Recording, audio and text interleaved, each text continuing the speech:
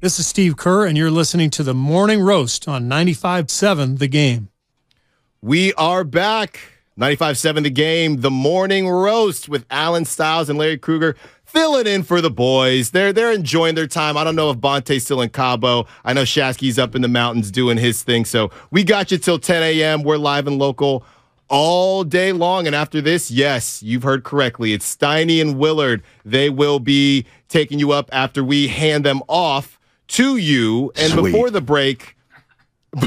break, we were talking about the All-Star game and the NBA as a whole and where they're at there. Real quick, this segment is sponsored by Golden State, serving the Bay Area for 3 generations. When you succeed, we succeed. Visit goldenstatelumber.com. And again, we will have John Shea at 8:50, 9 o'clock, national baseball writer for the SF Chronicle. You know I love my baseball. I know Larry loves his baseball, so we're talking all things, the new rules, the Giants. We might even get to some A's talk for you. We're in a good mood. It's a holiday. It's President's Day. But, Larry, I want to pivot a little bit from the All-Star game, the All-Star festivities for the NBA, and take a bigger look at the NBA as a whole and where they currently are. Because we talked about this a little bit in the pre-show, but I feel that the NBA is in a bit of a precarious situation. If you look at the trajectory of the NBA, they went from, you know, the real first big star, the biggest star, and I know somebody might correct me, but I'm going Michael Jordan, who really turned this thing in a completely new direction. You went from Michael Jordan to Kobe Bryant to LeBron James / Steph Curry. Who's next? Who when I ask who is the next face of the NBA, because both of these guys are not, they're not on the way. If I don't want to scare anybody, say they're on the way down, but they're definitely not on the way up the mountain. Who's next? You know, that's a great question. Did you see the jacket that Shea Gilgeous-Alexander had on yesterday? Yeah. That is a jacket that screams, I'm next. I'm next. I'm next. Mhm. And he might be next. That's your pick right now? I love him. I think he is phenomenal. Okay. Now he's, sitting there in Oklahoma City with a bunch of draft picks, and, it's just they're You going got Chet nowhere. Holmgren coming back next year? Chet. You got Chet. I would say he's next. Or Ja. Or Luka. Those are the 3 guys. I mean, there's a bunch of young guys in this game that I like to watch. I love to watch Tyrese Halliburton. I love to watch Anthony Edwards. I'm a big Lillard fan because he's a Bay Area guy, and I've met him a couple times. Jaylen Brown, Jason Tatum, Giannis, the Sacramento combo of Fox and Sabonis. There's some good young players, but to me, the 3. If you said who's the biggest young stars yesterday, it's Luka, it's Ja, it's Gilgeous-Alexander. Those are the guys. To me, those guys. Giannis, right? Oh, obviously Giannis, but Giannis only was in there for just a minute. You're right. Giannis, Giannis, yeah, that's true. I mean, I like Giannis. I like Lillard. Those guys are a little bit. I mean, they're not old, obviously, but they're a little bit older. But as far as the real youngsters, Luka, who they mic'd up, and that was kind of odd too. He's like walking around holding his ear because will it stay in? Yeah, and I'm not. It's tough because I don't want to complain about things, and then when they try new stuff and it doesn't work out, nobody is upset. That was cool. It was cool to hear. Yeah, it is. It is cool. I think Giannis is probably the guy right now, just in terms of, he had the Disney movie made. He takes his brothers everywhere. I wouldn't be surprised if they're not next door neighbors. I mean, he cannot go anywhere without his brothers, so we understand the family aspect. He's a good guy. He's a good guy. Here's the issue, though.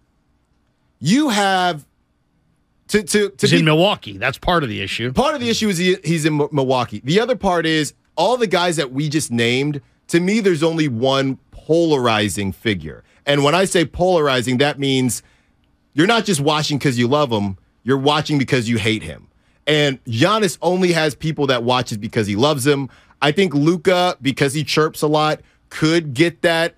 I thought you were going to say Morant. Well, that's where I'm getting. Ja's the only villain. Right. I think that Giannis has no villain in him, which you don't necessarily need. Luka has some of it, but it's Ja Morant. But you need Ja Morant. You have to be good. And they've obviously done some things in the regular season, but if you're never, and look, they're still extremely young. That team is extremely young, but I think as much as the NBA needs a hero in these storylines, you need a villain. How about Kyrie? I was thinking Kyrie. You get Kyrie and An awful Luka lot of together. people don't like Kyrie. You get Kyrie and Luka together. That could be something. We don't know how long Kyrie's going to be with the Mavs, but I could see that. I think at this point, the Suns, them winning, I don't think is good for the NBA. I'm going to be honest with you. Devin Booker is a guy who we didn't even mention. I think he could be a star, but he is a star. But in terms of face of the league, I don't think he's there yet. Kevin Durant, I think people are probably pretty much done caring about Kevin Durant and where he goes. He's older now. CP3 is a non-starter at this point. I don't think the Suns winning helps the NBA at all.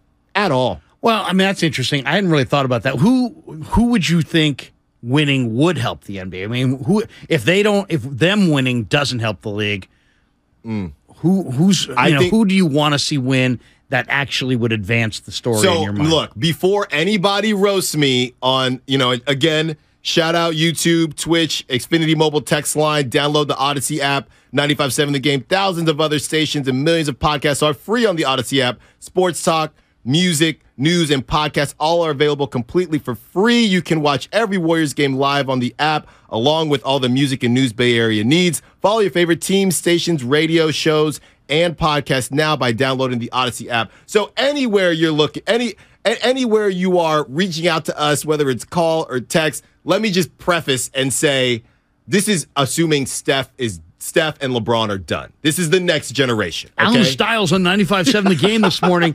I just heard him. He says Steph is done. He just exactly. That's what they're going to say. I think the best thing for Steph's the Warriors. Getting text. You know, Alan Stiles is running you down on the radio right now. Yeah, he's trying to get you out of here. I think the best thing for the NBA, honestly, would be Ja in the finals. And once you win or lose, I don't think it matters. But it's Ja versus either the Bucks or Ja versus the Celtics. Now, I'll be honest with you. I don't have a problem with Jason Tatum. Doesn't seem like the most exciting guy in the world. He gives me Mike Trout vibes. He just wants to kind of go in, do his work. He's not really a showman like that. So I think, but he's kind of like the wannabe Kobe. He really wants to be Kobe, and that can work if you start reeling off wins. Now all of a sudden, I don't care that you don't have the craziest personality in the world because you win. So I think the future of the NBA, if it's Ja Morant versus the Giannis or Ja Morant versus a Jason Tatum, I think that's what's best for the league because you kind of have that good versus evil type deal. Yeah, I mean, I think it's good when you can engage big markets too. I mean, Boston, obviously big market. Their fans are incredibly passionate. Memphis is a small market. Yeah, I don't know where you would put Dallas on the list of markets, but yeah, getting Luka in the finals would be really good for the NBA. Part of me would love to see the NBA finals with like two small markets. I mean, like we the had smallest that, market. How about a Sacramento, Milwaukee but we had finals? Phoenix, Milwaukee, and the ratings were awful. I know. I kind of want to see what Phoenix looks like at the end because CP3's never won and because KD begged out of this dynasty with the Warriors stupidly to go play with Kyrie, and then that whole thing blew up, and now he's there in Phoenix. I'd like to see if he's got another ability to climb the mountaintop and win a title. That would be fun to me. But yeah, to me, I think there's only I don't know how you look at the East, but I think the East is a Milwaukee, Boston. That's it. That's it. I mean, the Sixers. I don't give the Sixers any shot. The Sixers, they're trying, but they've been, and I'll be honest, I don't. Look, when you say you feel bad for an athlete, it's all relatively speaking. We understand they're doing quite well for themselves. But is Joel Embiid just going to be in Jokic's shadow for his whole career? Is he going to get for lack of a better term, a pity MVP at some point? Not that he doesn't deserve it, but there's a blocker in front of him. And you would think that, okay, well, if I don't have an MVP, at least I can get a ring. And he's stuck in this weird purgatory where he is extremely talented and he is a superstar, but he has gotten no flowers for it. He's got nothing to show for it so far. Well, yeah, I mean, the combination of just not the right surrounding cast, health, it's really been the issue. But he is a phenomenal player. I mean, he's one of the most talented, two-way big men that the league's ever seen.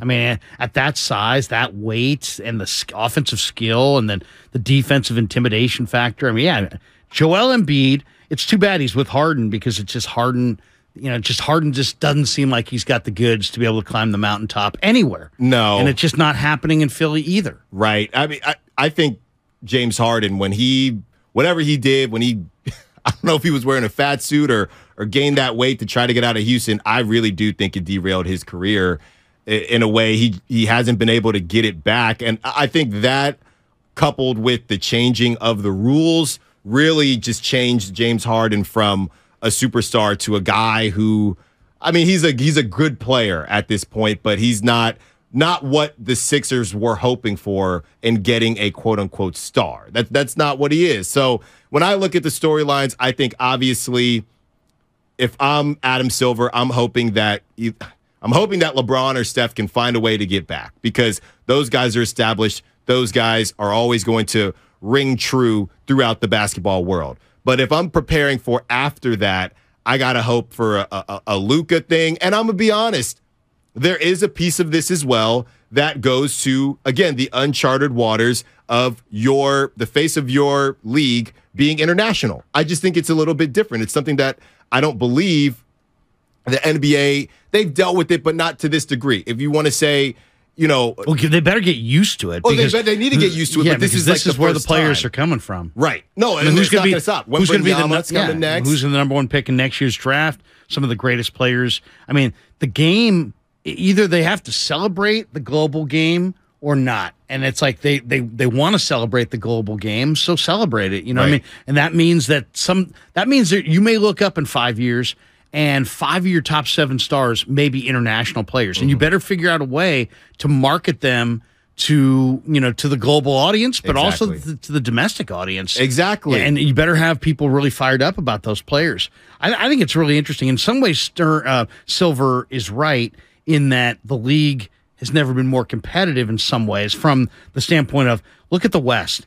Sacramento is 8 games behind the Nuggets. Clippers are 9 back. Phoenix is 9.5 back. Dallas is 10.5 back. New Orleans, Minnesota, 11 back. Warriors are 11.5 back. You basically have 7 teams or 6 teams there, 7, separated by 3 games, 3.5 games. So it's wide open, and you're going to have the equivalent of almost like a baseball pennant race coming down the stretch in the Western Conference for sure.